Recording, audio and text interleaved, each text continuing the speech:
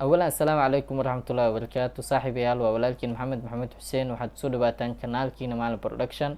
Isku soo noqod wanaag saaxiibayaal, maanta waxaan jeclaystay inaan kula wadaago setup ama qalab aad ku bilaabi karto YouTube-ka.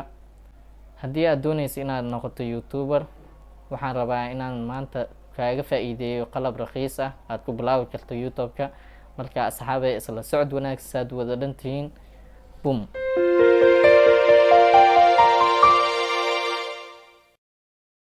marka haddii aad u baahan tahay inaad sidaan oo kale u duubtid muuqaalka aad u qurux badan, hadda waxaan isticmaalayaa leer iyo tripod isku xiran, waxaa lagu magacaabaa ring light.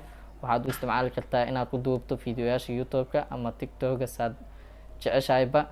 marka waxaa kaloo isticmaalayaa oo codkan kusoo gudbinayaa microphone-kan aad ujeedaan oo lagu magacaabo Boya M1. waxaad qiimihiisa ku heli kartaa $10 ilaa iyo $15. marka asxaabay ha laga faa'iideysto.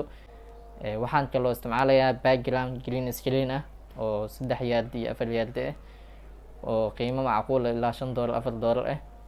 asxaabay waxaan jeclaystay inaan ila wadaago halaas. marka haddii aad rabtid inaad noqoto YouTuber, chance ay ku tahay, qiimo macquul ah waaye, ka faa'iideyso. setup ama qalab raqiis ah waaye.